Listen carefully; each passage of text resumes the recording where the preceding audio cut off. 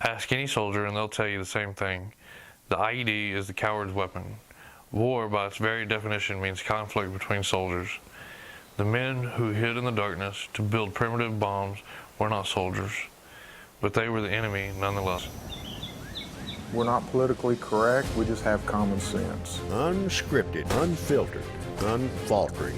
Show of Support's Hunt for Heroes offers tributes and true stories of remarkable courage. If these terrorists could come in your bedroom, they'd kill you, your wife, and your kids. And that's what these men are fighting to protect us from, these murdering idiots. And they're taking them out so that we don't have to deal with them over here. Show of Support started it all just after the shock and awe bound a nation together. Now, years of footage portraying wounded veterans, deer stands, and standing ovations. Hunt for Heroes, that started as one man's way to say thanks, is now a series that many say is way overdue. I ain't never felt like that before, and I want to feel that again. It's just a raw emotion. They left us being loved and being honored for the heroes that they are. We still have 40,000 injured troops. If you threaten our people and our way of life, we will find you wherever you may be hiding, in the place you feel most safe, and we'll kill you in your own bedroom.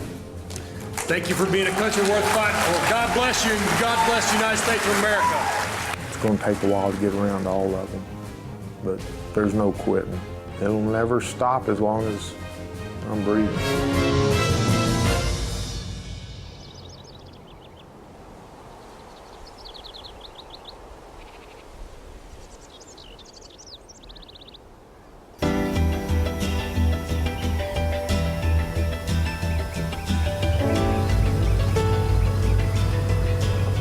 If it was going to be an IED war, we could wipe those folks out in a heartbeat.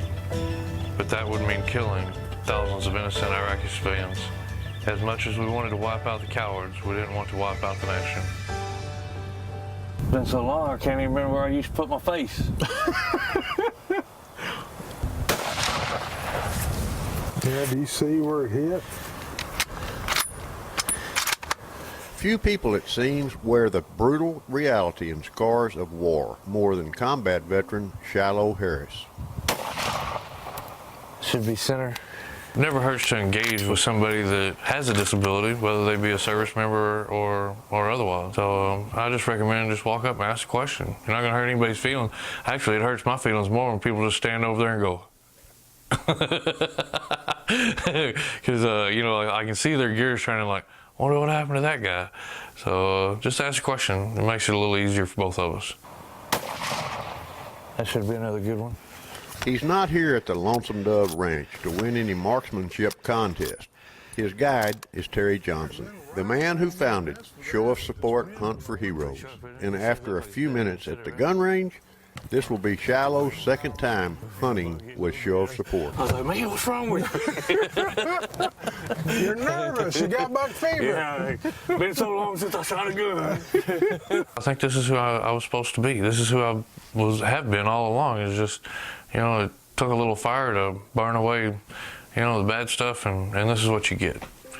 So I feel very blessed to wear these scars. I try to wear them. I have to, you know, so I have to own them. They're mine. When I joined the military, I joined after 9/11, 2001, and I really felt like it was a calling and a duty, you know, to me, because I grew up in a family of veterans. And anyway, so I went to the Air Force. They wouldn't take me because I was too old, had a couple things on my record. Well, when I came out of the Air Force recruiting office, there's the Army recruiter waiting on me. So on February 19th, 2007, I was in Iraq on my second deployment. I was the third truck in the convoy. I was the truck commander, and my truck was just literally shredded, blown to pieces. And I mean, it just destroyed us. It destroyed the vehicle. It killed 3 of my soldiers. It's really a miracle that anybody survived. Me and my driver were the only 2 that did survive. After the initial blast, they grabbed my driver because he was awake. So they was helping him right then. they thought I was dead. I knew the urgency. I had to get out of the vehicle. I was pushing on this door, and I looked at my right arm, and it was like my uniform was just melted into my arm. And I was looking at it, and I was like, that's gotta hurt. But it wasn't hurting yet. So I still knew the urgency of getting out of the vehicle. So even though my arm was hurt or damaged, you know, I knew I still had to get out of the vehicle. However it happens, I get out, standing there, trying to figure out what to do next. Everybody's just looking at me going, oh my God, how's that guy standing there on his own willpower? My roommate, he comes over and he's looking down at me, and I seen my reflection in his glasses. I seen that my nose was gone, my ears were gone. I know that I seen there was blood coming out of my eyes, my nose, my mouth, my ears. There was just blood everywhere, and everything was just charred black. And I was thinking, that can't be me. And I almost lost it. I started kind of freaking out. Well, he lifted up his glasses, and I could literally see the fear in his eyes.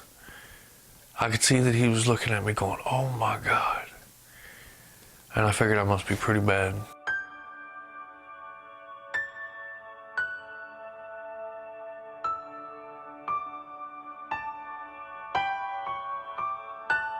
It's mine, I own it. So I might as well wear it and wear it proud. There ain't no other way to do it. I think you're gonna be good. Yeah. I bet I can knock something down. I bet you can. All right. Sounds good. I hadn't shot it. We know a man who went through hell and never lost hope. And we also know a man who never lost his passion for deer hunting. More of Shilo's incredible story and his recovery nightmare as Show of Support Hunt for Heroes continues. Stay with us.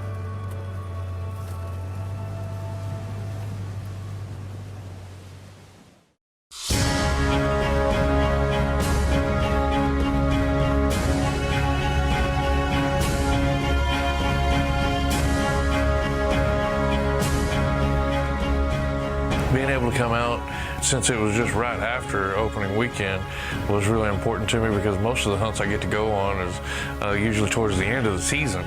So being able to come out right here as the season's beginning was really refreshing for me.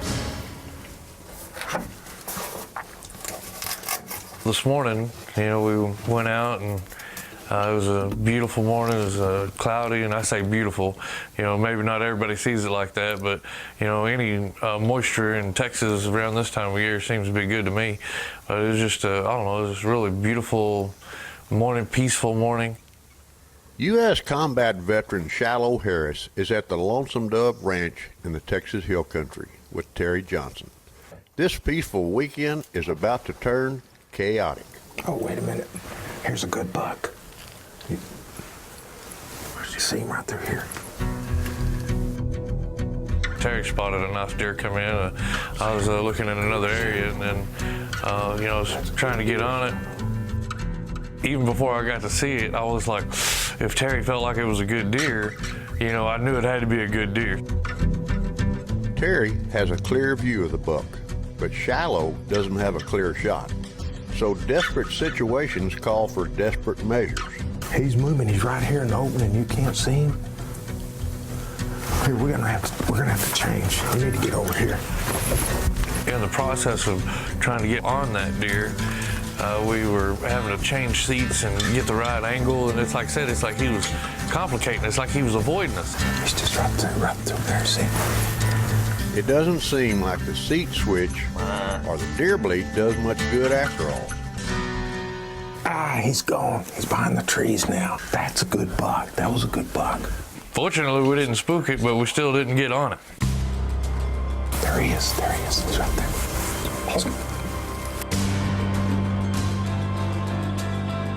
Get your gun. I kept thinking, man, we're gonna spook this deer, you know, while we're moving around and shifting over and back and forth in seats. A deer hunt can only handle so much chaos and confusion and frustration. Normally, when you go hunting, you're supposed to be really, really quiet. And unfortunately, we wasn't very quiet today.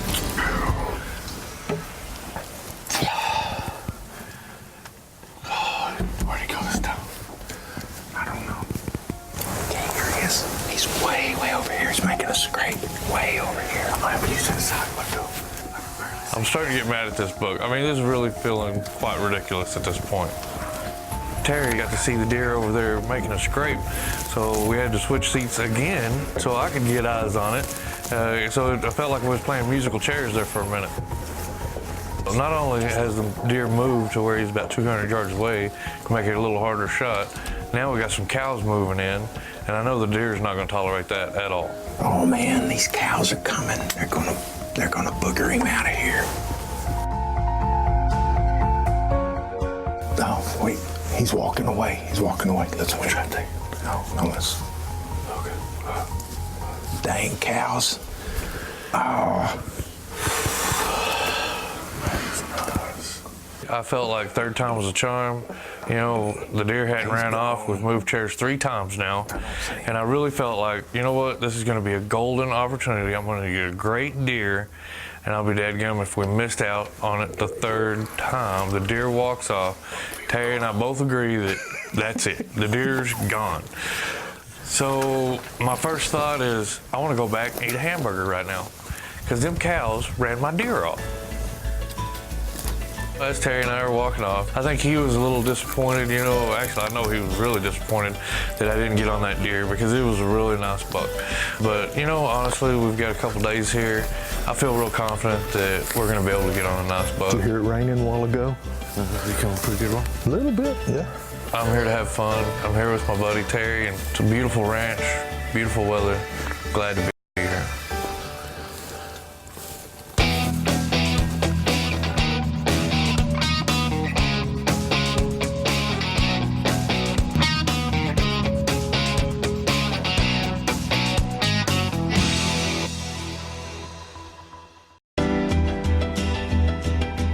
I got invited out to Midland for the Shilo Support big annual event where veterans are invited in, treated like rock stars.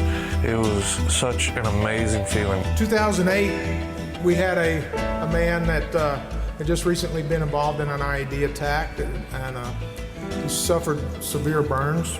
Named Shilo Harris. I grew up until about middle school, about an hour south of here in a little town called McCamey, Texas. And you know, when we was flying into Kuwait, I was like, you can't fool me, y'all are sending me back to Texas. I think being burned was probably one of the best things that's ever happened to me. Shilo Harris's heartfelt words may come as a shock to many who gather to hear him speak. You always know when he's about to appear before a crowd. Shilo's got his ears on. And my bald head, I realized I needed to get a cowboy hat or something to cover my head. I went to the Western wear store right over here, and the girl said, well, what size hat do you need? And I said, I don't know. I said, my head's kind of new nowadays. I don't know what size. I said, let's start small and work our way up. So she brought over a couple of hats. The first one just sat right on the crown of my head. I was like, well, that one's not it, obviously. Was pulling it off. She was real confident that she had the right one in her hand. So she set it up there and popped it down. Well, when she did, both my ears popped off. Popped off, and they're bouncing around on the floor. Yeah, I feel blessed that I've been burned. Yeah, I feel like I've seen a lot, you know. I don't know how else to describe it. Well, he said I only have a couple of minutes to say something profound. Howdy. An infectious spirit and sense of humor are something this private man found hidden deep down inside. His struggle to heal and recover have made him a popular guest at gatherings all over the country. Shilo even found time to write a book about the ordeal that sometimes comes with survival. September 1st, 2014, the book was released, and I feel like I've just been blessed in many ways from it. The title's Still Will, and then we wanted to use my journey through hell because of that time that I spent in the coma. And of course, you know, the recovery process, it wasn't easy. You know, I've had about 75 surgeries to date, and it's been a journey. Sometimes I feel like I've walked through hell, or at least through purgatory. And on the other side of all this, I feel like I'm a better man. I wouldn't wish my recovery on my worst enemy. The surgeries and the pain and everything that I experienced during my recovery, I wouldn't wish it on anybody. My father He told me one day crying, he had tears in his eyes, and he said, I wish I could take it away, son. He said, I wish I could do it for you. And I told him, I don't want you to. I wouldn't want you to. I wouldn't wish this on anybody. There was times that I would stick to the sheets, and I felt like I was being skinned alive because I'd have to pull the sheets off of me.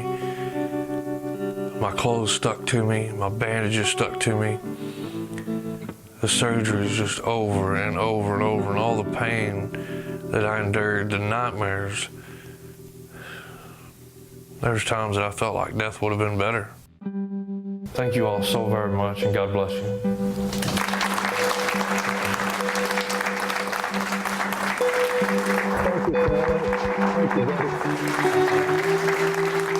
Wherever he goes, people are touched by Shiloh's story.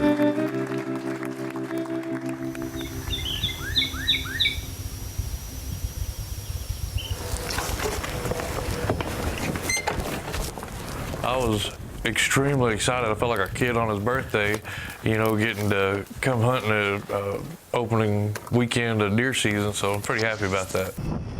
As Terry and I were driving out to that blind yesterday, it was a good feeling to be out in the country again.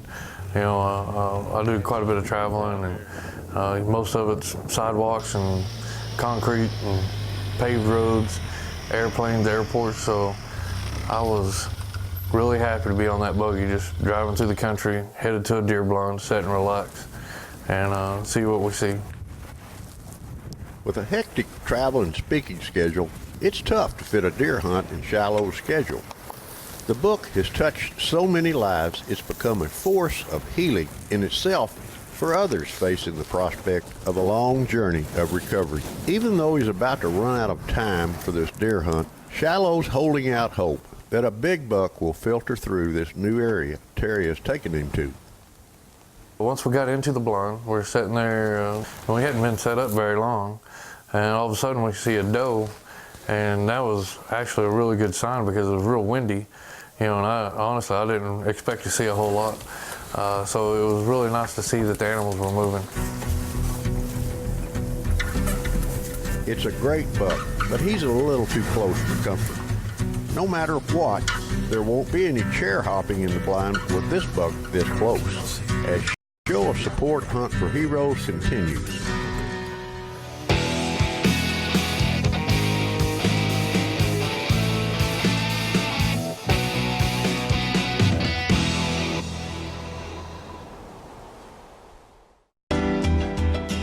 He was a small-town West Texas kid who strayed a little from the straight and narrow.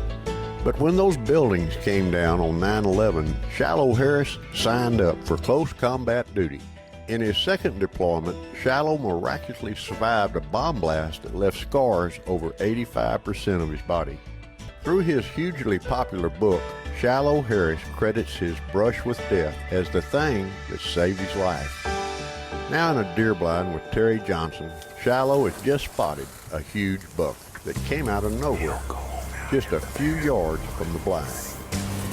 Well, when that 10-point walked out, I had just a hint of buck fever. I'm trying not to get too excited yet. And now I'm waiting for that perfect shot. You know, I've got my rifle up on the window. I'm already trying to control my breathing. Man, I could just feel it coming up right here in my heart, and I was like, this is gonna be it, this is gonna be it. The wait is excruciating for Shilo. Terry makes sure that the crosshairs will have a clear path to a broadside set of shoulders.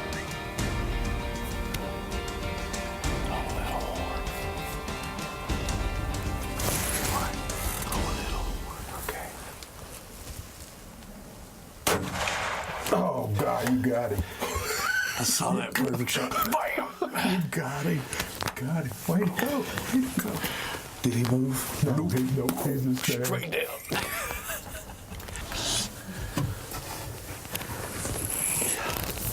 Just go ahead and take that. Just in case. Yeah. Just in case, exactly. Walking out of that blind and knowing that I had a fresh kill up there, it was refreshing. And I know that's probably not the best hunting term, but it really was. It's like I was walking out there and I just felt refreshed. It was like, Yes, I did it. It was invigorating. It was great. That's pretty nice. What you think? I like that. That work? Big old head. When I'm holding those antlers in my hand, it was really empowering too, because, you know, I mean, he's got a beautiful rack, beautiful 10-point. Oh, it kind of makes you feel, you know, accomplished. You know, like you've done something. But here's the kicker on that, is I really value life. I really do. And before I ever take any animal, I make sure if this is what I want to do. It's powerful, and I think after, you know, losing as many people as I have, I've learned to value life. Oh, it's just it's a good feeling. Thank you, brother. Thank you. Thank you. I love you. I love you too. Good people. And I'll tell anybody. Don't tell anybody. Don't tell everybody. For a man who has faced the horrors of war and bears the scars of combat, Shilo Harris cherishes moments like this. Cool. That's a good one. With his busy schedule, it'll be a long time before he can get back into the field again. But here with Terry Johnson, one American hero embraces life, not mourning what he's lost, but cherishing what he's gained. For a long time, I struggled with how to share the story. I must start at the worst part, when steel, embedded in my bones, changed me from the man I was into the man I was meant to be.